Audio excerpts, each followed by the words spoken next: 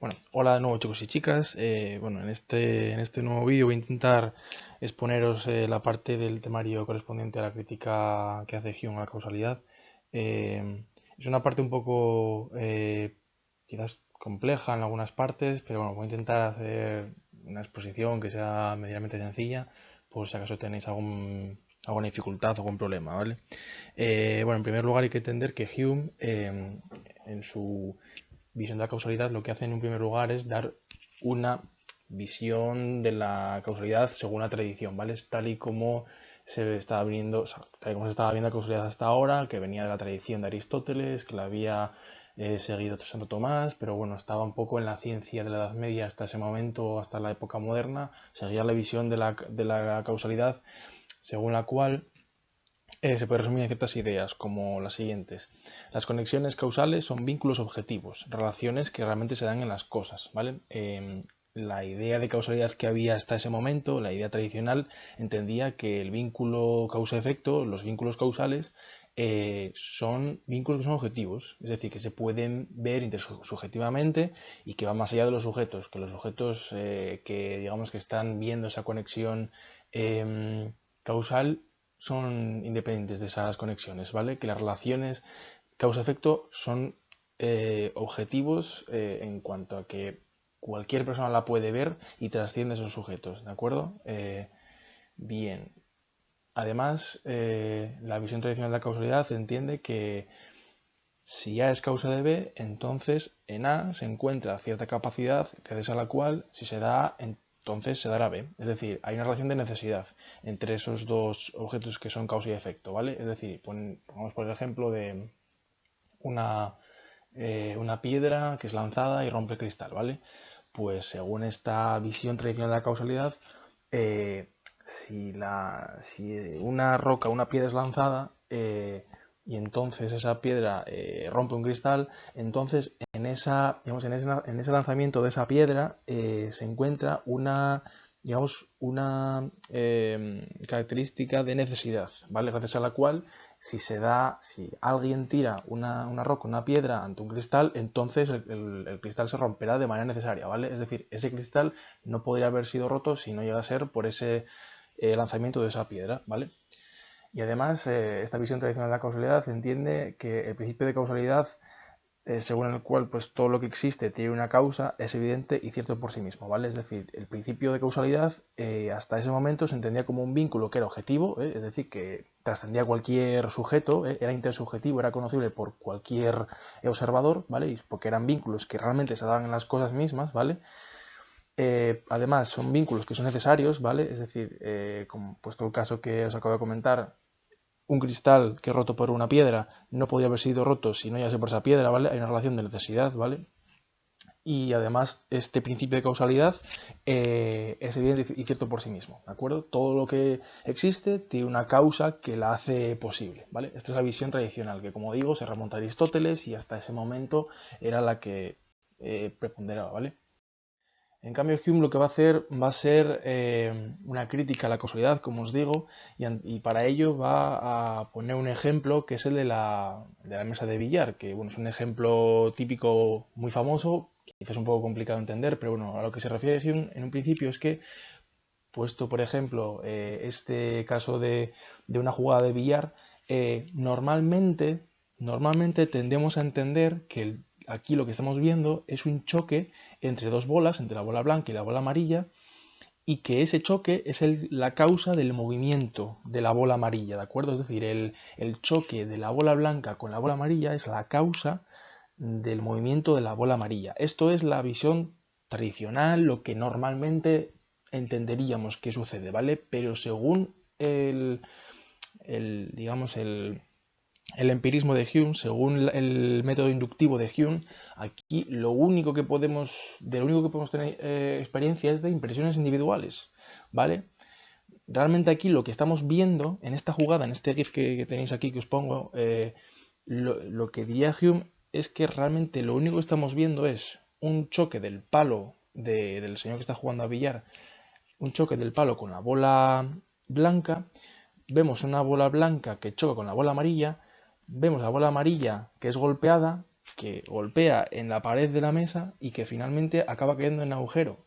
Y nada más, ¿de acuerdo? Y nada más. Es lo único de lo que podemos tener experiencia, de esas impresiones individuales. Es decir, un choque, un movimiento y una caída en el agujero de la bola amarilla. Y nada más, ¿vale? Entonces, claro, digamos que esto es lo único que podemos, de lo único que podemos tener experiencia. Y después entendemos que, según Hume, la conexión causal no está ahí a la vista, sino que es una relación de ideas, ¿vale? Como ya vimos anteriormente, una de las leyes que rigen la conjunción entre las ideas es la conexión causal. Es decir, la conexión causal no está ahí a la vista, sino que es una relación de ideas que hacemos en nuestra mente y que la hacemos a posteriori, ¿de acuerdo? No podemos conocer la relación causa-efecto a priori, sino a posteriori. Solo podemos postular que hay una relación causa-efecto a posteriori y mentalmente, ¿de acuerdo? Somos nosotros quienes ponemos esa relación, ¿vale? Bien, pero entonces, Hume, que ¿de dónde surge la idea de causalidad? Porque aparece en nuestra mente, pero digamos lo que entiende Hume es que si solo tenemos impresiones sensibles, ¿de dónde surge esa idea de causalidad, esa relación? Bueno, pues Hume va a decir que de la costumbre, ¿vale? Hume entiende que la idea de causalidad, de causa-efecto, surge de la costumbre o del hábito de observar que hasta ahora siempre se han dado estas tres características, es decir, contigüidad espacio-temporal, prioridad temporal de A sobre B y conjunción constante de A y B. Es decir, puesto un ejemplo de la ley de ebullición, según la cual el agua a 100 grados hierve, puesto este ejemplo de esta ley física, solo podemos decir lo siguiente, que el agua ha estado hasta ahora en un recipiente en contigüidad espaciotemporal con el fuego, que primero tenemos el agua en un recipiente y después le aplicamos el calor, y que el recipiente con el agua y el fuego se han dado siempre conjuntamente y de manera constante, ¿de acuerdo? Solo tenemos experiencia de estas tres cosas y la costumbre de estas tres características nos hace llevar por costumbre, por hábito, a decir que hay una relación de causa-efecto, ¿vale? De manera que la relación causal, la relación causa-efecto, se reduce a estas tres características, dadas de manera habitual. De manera que es el hábito el que constituye la posibilidad de la ley de causa-efecto. No está ahí dada de antemano, no es una... digamos, no es una relación, la relación causa-efecto, la causalidad no es algo que está ahí ya de manera objetiva, no es una relación necesaria y no es evidente por sí misma, sino que la ponemos nosotros mentalmente ahí en los objetos, digamos, después de tener impresión de ellos, lo ponemos nosotros con la mente cuando esos objetos, esas impresiones sensibles, tienen esas tres características de manera habitual, ¿vale? Por lo tanto, bueno, como os digo, Hume al final lo que va a decir es que tenemos una imposibilidad de predecir el futuro basándonos meramente en la experiencia, ¿vale? Basándonos únicamente en lo que hasta ahora ha sido o lo que hasta ahora ha ocurrido o cómo ha sido el mundo hasta ahora, basándonos únicamente en la experiencia de lo que ha sucedido hasta ahora, no podemos decir nada acerca del futuro, ¿vale? Como os digo, estamos en las cuestiones de hecho. O sea, las ciencias, digamos, que se dedican o que constituyen conocimientos de cuestiones de hecho, como digo, la química, la física, la historia, la biología, realmente con ellas no podemos predecir nada de futuro, solo podemos constatar cómo ha sido el mundo hasta ahora, ¿de acuerdo? Por lo tanto, tenemos una imposibilidad de predecir el futuro basándonos únicamente en la experiencia. Por lo tanto, es la costumbre lo que nos lleva a pensar que el futuro será igual que el pasado. No tenemos digamos, no hay ninguna necesidad física, no hay no podemos asegurar 100% de manera determinante, definitivamente, que el futuro se parecerá al pasado o que el futuro será de una determinada manera, de manera 100% fija, sino que únicamente podemos, mediante la costumbre, pensar, confiar en que el futuro será igual que el pasado. Y esto nos vale tanto para guía de la vida cotidiana, ¿vale? Es decir, nosotros que hayamos estado hasta ahora con una pareja no nos indica para nada que mañana, pasado, dentro de un mes seguirá siendo igual, ¿vale? Sino que es únicamente la costumbre, el hábito de estar siempre con esa persona y tener ciertas relaciones con esa persona y demás, lo que nos puede dar una mera probabilidad de que el futuro seguirá siendo así. Y también sucede esto en, digamos, esta costumbre de pensar que el futuro será igual que el pasado, nos da seguridad de que el curso de la naturaleza seguirá igual y constante. De hecho, Hume dirá que el sol no saldrá mañana no es una proposición menos inteligible ni implica mayor contradicción que la afirmación saldrá mañana. Es decir, para Hume, el hecho de que hasta ahora el sol haya salido siempre por el este y se haya puesto siempre por el oeste, que haya ocurrido siempre así, que la naturaleza haya sido siempre así, no nos dice nada del futuro, ¿vale? Y la proposición que el sol no saldrá mañana, digamos, o sea, no se contradice para nada con el sol saldrá mañana, porque de un idiota solo tenemos probabilidades, ¿de acuerdo? No tenemos ninguna certeza matemática ni certeza geométrica de que será así, únicamente tenemos probabilidad en el campo, por ejemplo, de la astronomía, podría ser, ¿de acuerdo? Pero nada más. Bueno, por lo tanto, la crítica de causalidad que hace Hume nos lleva a ciertas conclusiones que podríamos resumir en las siguientes ideas. Las conexiones causales entre los fenómenos no pueden ser nunca conocidas a priori, ¿vale? Es decir, con la sola observación del agua no podemos predecir que se vaya a hervir, ¿vale? Ni podemos predecir nunca que vaya a hervir juntándolo con el fuego, ¿de acuerdo? Sino solamente después, a posteriori de que haya sido hervido el agua a 100 grados expuesto al fuego, podemos decir que efectivamente hay una relación de causa-efecto entre ellas, y esa relación es a posteriori y la ponemos nosotros mentalmente, ¿vale? Después, la costumbre fundamentalmente, o sea, funda la creencia de que el futuro será igual que el pasado, ¿vale? Es decir, es la costumbre la que funda constituye la creencia de que el futuro será igual que el pasado tanto en la naturaleza como en nuestra vida cotidiana, ¿vale?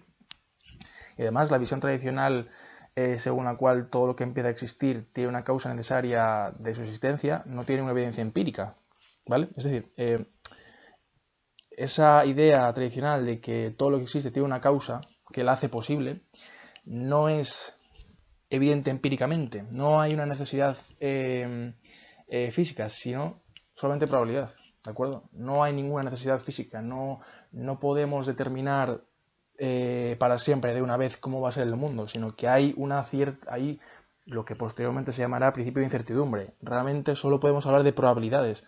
Probabilidades muy altas, casi, digamos, de una determinación casi completa, sí, pero no son más que probabilidades, ¿de acuerdo? Y bueno, hasta aquí esta parte del problema de la crítica a la causalidad que hace Hume. Y este problema le va a llevar después al problema de la inducción que posteriormente se va a postular. Digamos, décadas más tarde siglos más tarde se va a determinar como el problema de la inducción de Hume, pero el propio Hume ya lo anuncia en sus tratados. Y es el siguiente. Claro, Hume llega, como os decía, a un escepticismo consecuente que tras su análisis filosófico llega a decir que las verdades de las ciencias naturales, al tratar solamente con probabilidades y con nada más, solamente dan creencias, ¿vale? Solo dan cierta estabilidad basada en creencias y hábitos. Solo podemos creer, solo podemos postular que el mundo seguirá siendo como ha sido hasta ahora para poder hacer ciencia, ¿de acuerdo? Entonces, hay cierto escepticismo al que llega Hume tras este análisis de las ciencias naturales que, como digo, están enmarcadas en las ciencias que se pueden llamar que tratan de cuestiones de hecho. Vale, este escepticismo le vaya a decir a Hume que las ciencias que se ocupan de las cuestiones de hecho solo es posible la inducción, ¿vale? O sea, solo es posible postular leyes generales como la química, la física, etcétera, mediante la inducción, mediante la recapitulación, el recoger datos, casos particulares y a partir de ahí generalizar. Pero aquí Hume es donde va a ver el problema. El problema de la inducción de Hume, él mismo ve el problema y va a ser escéptico respecto de ello por el caso siguiente. Y es que como bien dice Hume, En 1697, un explorador llamado Willem de Valming va a decir que, digamos, va a falsar la idea que hasta entonces había de que todos los cisnes eran blancos, ¿vale? Hasta entonces todos los cisnes eran blancos. Digamos, y esto era debido a que todos los cisnes de los cuales se había tenido experiencia eran todos blancos y por tanto se postuló que todos los cisnes son blancos. Pero el caso de Willem de Vlaming lo que hizo fue descubrir el primer cisne negro, ¿de acuerdo? Por lo tanto, lo que esto llevó a entender a Hume fue que realmente no hay ningún número de observaciones de cisnes blancos que permita inferir de ello que todos los cisnes son blancos. Es decir, esto en modo general significa que en el método inductivo, según el cual pues, partimos de lo particular, de lo concreto, del dato particular, individual, para llegar a generalizar, ¿vale? Nunca hay un número completo que nos pueda garantizar generalizarlo, ¿vale? Que hasta ahora ya hemos visto que todos los cisnes son blancos, no nos legitima para decir que efectivamente todos los cisnes universalmente en todo el planeta, en toda la historia, van a ser blancos, sino que leyes generales al final solamente van a poder ser válidas hasta que sean falsadas de alguna manera. Esto va a ser ya después, posteriormente, Karl Popper, en el siglo XX, uno de los que va a tener en cuenta este problema de inducción de Hume para su filosofía del falsacionismo, que va un poco en línea, recoge un poco este escepticismo de Hume, de que realmente no podemos llegar nunca a tener en física, en química, en astronomía, nunca va a haber ciertas ciencias en las cuales no podremos nunca postular leyes generales, leyes universales, que nos garanticen que el 100% de los casos va a ser así, porque siempre vamos a estar a expensas de que en un futuro haya un caso que refute esa ley, ¿vale? Como ocurrió aquí, que hasta ese momento todos los cisnes eran blancos y se podía decir el enunciado ley general de que todos los cisnes son blancos, pero bastó un solo caso de ver un cisne negro para realmente darnos cuenta de que no hay ningún número de observaciones que nos permite inferir un enunciado general, ¿vale? Es como, por ejemplo, esta paradoja de cuando una montaña, qué número de granos de arena hace que se haya una montaña, 2, 3, 20.000, 30.000, ¿en qué momento se salta cualitativamente del dato concreto a lo general? ¿Vale? Esa es un poco la idea. Bueno, creo que esta es una de las partes más complicadas del tema de Hume. Espero que os haya quedado medianamente claro. Y bueno, en el siguiente vídeo ya veremos la parte de crítica metafísica de Hume.